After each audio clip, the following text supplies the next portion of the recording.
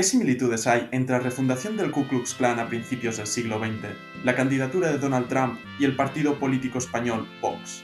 Podemos encontrar semejanzas en el público a quien dirigen sus mensajes, que en los tres casos son ciudadanos que han percibido que en los últimos tiempos su posición social y económica se ha ido degradando.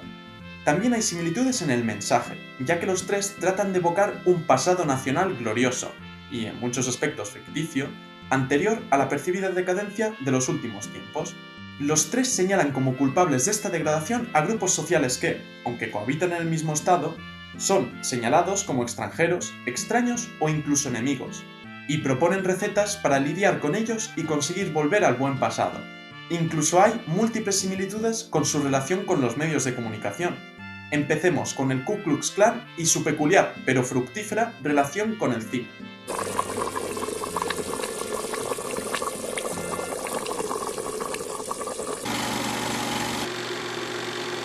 Túnicas blancas, pantallas negras. Aunque la primera proyección cinematográfica fuera en 1895, la industria del cine tardaría unos años en arrancar.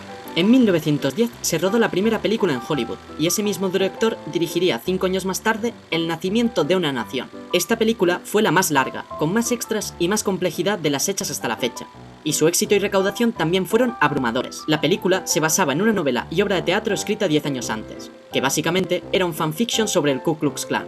Tanto en la novela como en la película se mostraba al esclavo afroamericano liberado tras la Guerra Civil estadounidense como un ser salvaje, estúpido, violento y violador, y cuyo avance político fue parado por un glorioso Ku Klux Klan, a quien visten con unos uniformes blancos militarizados que evocaban en el público estadounidense una imagen de guerreros cruzados. Estos uniformes no eran históricos, ya que el verdadero Klan había sido un movimiento terrorista descentralizado, cuyos miembros se ocultaban la cara con una gran variedad de máscaras grotescas con la intención de atemorizar y torturar a sus víctimas, y cuando llevaban túnicas eran de colores diversos y llamativos.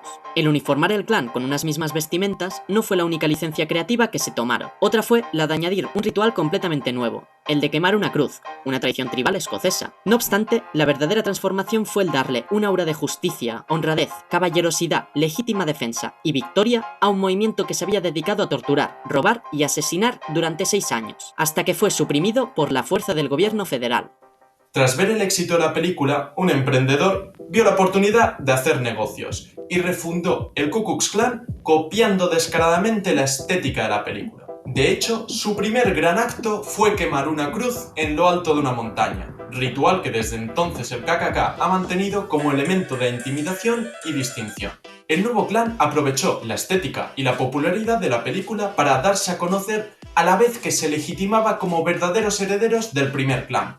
Pero muchas cosas habían cambiado con el movimiento del siglo anterior. Este nuevo clan tenía una estructura estricta y piramidal, diseñada para fomentar la expansión del grupo y para enriquecer a sus líderes. El clan tenía comerciales contratados que iban de pueblo en pueblo buscando a nuevos miembros, muchas veces aprovechando proyecciones del nacimiento de una nación o incluso haciendo sus propios pases privados. Cada nuevo miembro tenía que comprarse el uniforme a un precio desorbitado, y los beneficios se repartían entre el comercial y sus superiores. El disfraz era una parte integral del crecimiento del clan tanto de manera financiera como simbólica, un objeto material que transformó la imagen ficticia de un grupo histórico en una realidad comercial moderna, socialmente activa. Los miembros del clan eran reconocidos y expuestos no a través de sus acciones, hechos o características fisiológicas, sino por su vestimenta. En 5 años, el clan creció hasta tener 5.000 miembros, en solo 2 estados sureños. Pero tras contratar en 1920 a 2 publicistas que incorporaron técnicas del marketing moderno y movilizaciones masivas, en solo 15 meses ya tenían 85.000 miembros. Y el crecimiento exponencial continuó hasta abarcar a 5 millones de afiliados repartidos por toda la federación, lo que suponía el 15% de los votantes estadounidenses. Este proceso continuó de la mano del nacimiento de una nación, que para 1921 ya estaba totalmente asociada con el grupo. Pero la relación entre el crecimiento del clan y el cine no acaba aquí. En El rostro en tu ventana, una película de 1925 coproducida por el gobierno, se mostraba como una huelga general de trabajadores provocada por un agitador ruso y judío era desbaratada por una carga de veteranos estadounidenses encapuchados. La película copiaba en muchísimos aspectos al nacimiento de una nación, pero no hacía ninguna referencia al Klan. A pesar de ello, con una serie de performances dentro y fuera de las salas donde se proyectaba la película, el KKK se reapropió de ella. Consiguieron que los espectadores y hasta los críticos vieran a los veteranos encapuchados como portadores del uniforme del Klan. No solamente fue la película reimaginada y ligada a posteriori con la imagen de la organización, sino que sirvió para modernizar al Klan a ojos del gran público, dándole legitimidad como respuesta a problemas contemporáneos, ya que se les veía combatir al nuevo enemigo, los comunistas y los judíos. El rostro del título no pertenece a un afroamericano, sino a un inmigrante judío y ruso. Las ansiedades populares en torno a la amenaza de los inmigrantes, inherentemente ligadas a los temores sociales, políticos y económicos en torno al socialismo y el sindicalismo, estos temores en torno a inmigración, que entre 1900 y 1920 había supuesto 14,5 millones más de extranjeros en el país, avivaron los debates de posguerra sobre la identidad nacional, debates que el Klan canalizó con su oposición al estadounidense mestizo y el traidor en el interior. Por consejo de los dos publicistas, el nuevo Klan amplió sus enemigos. Además de los afroamericanos, añadieron a su blacklist a los comunistas, los judíos y los católicos, a quienes acusaron de extraños y peligrosos para el americano de sangre roja o el americano 100%, términos expresamente vagos, pero que evocaban una ilusión de especificidad. La lucha por la definición del verdadero ciudadano americano les servía para integrarse en la sociedad, en una búsqueda de que americano y miembro del Klan fueran términos intercambiables. Su nutritiva relación con el cine no se quedó únicamente en la apropiación de películas, ya que sus críticas a algunas películas concretas o a Hollywood en general les servía para definirse y promocionarse delante de la sociedad. Un ejemplo fue su feroz crítica a la película de Charles Chaplin El Peregrino, acusándola de ser una ridiculización de los valores protestantes promovida por los productores judíos de la película. Otras películas serían también criticadas públicamente e incluso legalmente censuradas en algunos estados gracias al inmenso poder de presión que tenía el Klan. La organización argumentaba que favorecían la imagen de los católicos, a quienes acusaban de no poder ser ciudadanos de una democracia al rendir siempre fidelidad antes al Papa, un poder extranjero, que a la República. Gracias a su inteligente diálogo de apropiación y crítica con la nueva tecnología de comunicación masiva que era el cine, el Klan consiguió posicionarse como una solución a los problemas del americano blanco protestante y de clase media, conectando la identidad cultural con los cambios en la economía. Un nuevo capitalismo basado en la producción en masa estaba dejando obsoleta a la economía artesana que daba sustento a la clase media blanca, que eran los que conformaban la mayor parte del Klan, propietarios de comercio, artesanos y profesionales de trabajos no manuales. La respuesta del Klan fue dirigir el descontento, no hacia los propietarios de las fábricas, sino hacia los que trabajaban en ellas, que al ser trabajos mal pagados, eran ejercidos principalmente por la gran ola de inmigrantes que llegaba del sur y del centro de Europa, la mayoría católicos o judíos. Otros trabajadores eran afroamericanos que subían al norte desde los estados sureños en busca de una vida mejor, o mujeres que se incorporaban al mundo laboral. La solución a los problemas económicos que promulgaba el Klan era la interrupción de la inmigración con Europa, el apuntalamiento del trabajo afroamericano en las plantaciones del sur y la vuelta de la mujer al hogar.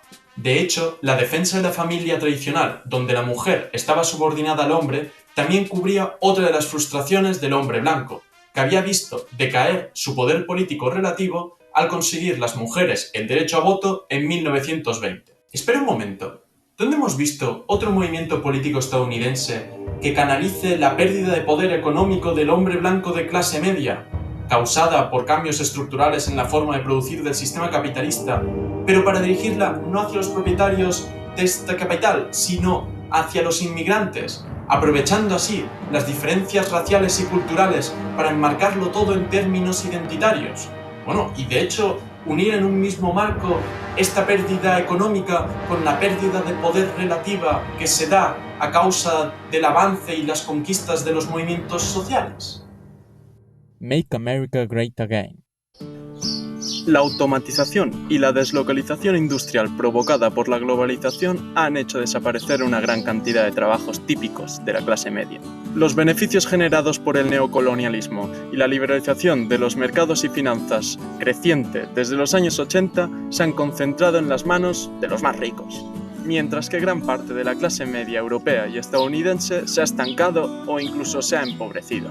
Mientras tanto, los supuestos partidos de izquierdas de estos países han aceptado este proceso como una realidad imparable o incluso positiva, alienando a parte de sus votantes al ignorar su degradación económica y centrando el discurso en términos identitarios. Los más perjudicados de la clase media han sido los trabajadores con menos estudios cualificados. Como este gráfico estadounidense muestra, la crisis de 2008 solo ha hecho que aumentar esta brecha, ya que la recuperación posterior fue desigual y casi inexistente para los trabajadores sin empleos cualificados. Entonces estos trabajadores se sintieron abandonados por los dos partidos principales estadounidenses. Bernie Sanders, candidato en las primarias por el Partido Demócrata de 2016 y 2020, señaló esta realidad y centró su discurso en la desigualdad de ingresos. Pero los jerarcas del partido, grandes fortunas beneficiadas por la globalización, hicieron todo lo que pudieron para anular su candidatura y beneficiarla de un candidato complaciente con el sistema neoliberal. En las primarias de 2016 del Partido Republicano, a pesar de que se llevaban 75 meses consecutivos de crecimiento general del empleo, Donald Trump denunció la existencia de una crisis oculta. Culpó a las administraciones anteriores de haber hecho pactos comerciales que destruían trabajos manuales en Estados Unidos y se jactó de que él, con sus inmejorables dotes de hombre de negocios, los iba a renegociar o directamente abandonar. También anunció que construiría un gran y bonito muro que pararía la ola de inmigrantes, a quienes acusaba de estar robando los trabajos de los estadounidenses. Una solución cara y posiblemente ineficaz, pero emocionalmente poderosa, más aún porque decía que lo iba a pagar México. Prometió restaurar la anterior economía, con una retórica de nacionalismo blanco que prometía poner a América primero. Y con su ataque indiscriminado a ambos partidos, consiguió ser el vehículo de los obreros blancos que se sentían abandonados por el establishment político. Trump y Sanders señalaron un mismo problema desde ópticas distintas. Sanders exponía que la estructura política había permitido a las grandes fortunas controlar la política y la legislación. Trump, una gran fortuna en sí mismo, culpaba al establishment político de negligencia y malicia, pero no al capital en sí, poniendo antes como cabeza de turco a los inmigrantes que a los empresarios. Mientras que Sanders defendía la ampliación de derechos y protecciones de los grupos oprimidos y del medio ambiente, Trump tomaba posiciones opuestas. Para los defensores de Trump, el Partido Republicano parecía cada vez menos atento a sus intereses. Los candidatos republicanos no habían impedido que el país, su país, abandonara sus valores. Los gays podían casarse, la gente podía fumar marihuana en público, las mujeres podían abortar y el lenguaje que antes era exclusivo en las películas para adultos ahora aparecía en sus televisores. La candidatura de Trump desestabilizó el sistema de alineamientos que había polarizado a los partidos. Su tipo de política sin rodeos, incluso grosera, señalaba su disgusto por la izquierdización de América. Como hemos visto con el Klan, cuando las identidades culturales se superponen con la posición económica, las recetas políticas simples que prometen restaurar el poder económico y social perdido son muy potentes, especialmente si se basan en potenciar la solidaridad cultural entre el grupo agraviado y la culpabilización de los diferentes, los forasteros culturales. Con su Make America Great Again, enviaba un claro mensaje de vuelta al pasado, donde la grandeza estaba reservada para el hombre blanco heterosexual. Trump consiguió apelar al obrero blanco rural descontento, un grupo lo suficientemente numeroso como para determinar el resultado de las primarias. Cuando se convirtió en el candidato, gran parte de los jerarcas del partido lo apoyaron públicamente, más o menos a regañadientes. No solo era un mal menor en relación a Hillary, sino que su plan fiscal proponía bajar los impuestos beneficiando desproporcionadamente a los más ricos. Así es como Trump logró una coalición variopinta de defensores, que incluía republicanos ortodoxos que buscaban proteger sus intereses de clase, obreros blancos indignados de regiones históricamente demócratas y grupúsculos de ultraderecha como el propio Ku Klux Klan. La España viva. El partido político español Vox sirve de respuesta ante una globalización fagotizadora y el avance en las conquistas de los derechos civiles. A pesar de ello, tienen diferencias sustanciales. Una de ellas está en la identificación de los enemigos. Ciertamente, ambos coinciden en señalar a los migrantes como un peligro en términos de delincuencia y invasión cultural, y especialmente a los migrantes musulmanes.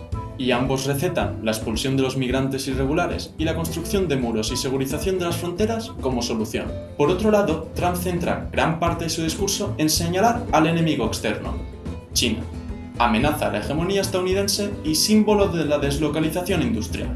Mientras que Vox dobla su atención en asuntos nacionales y señala a los independentistas como máximos enemigos de la nación y del español. Eso sí, ambos promueven la mano dura como forma de lidiar con el enemigo. Al centrarse mucho más en los enemigos internos, Vox logra eludir una y otra vez hablar demasiado de economía.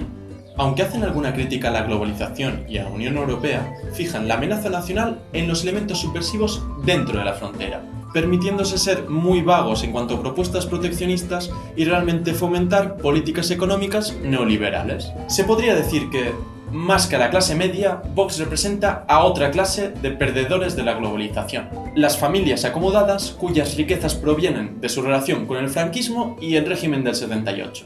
Las élites también viven una fractura, y buena parte de las clases medias altas y de las altas han salido perdiendo en la reorganización mundial ocurrida tras la caída del muro. No lograron insertarse en el nuevo orden financiarizado y globalizado, lo que les ha llevado a perder pie, y ahora se acogen al discurso cultural como forma de autoconservación. Esas élites reproducían su posición porque podían colocar a sus hijos en los niveles administrativos superiores del Estado-nación, o porque encontraban empleos aventajados en las grandes empresas nacionales, o porque adquirían influencia social a través de su pertenencia a las escalas superiores del ejército, o porque su fortuna venía ligada a firmas que eran poderosas localmente. Pero hoy, los empresarios nacionales o se han vuelto globales o están siendo absorbidos por actores internacionales con mucho más músculo financiero. La cercanía a los poderes nacionales tiene menos importancia que antes porque el poder es mucho más global que nunca, y las profesiones que antes otorgaban renombre social se han bifurcado, y cuentan con muchos más perdedores que ganadores.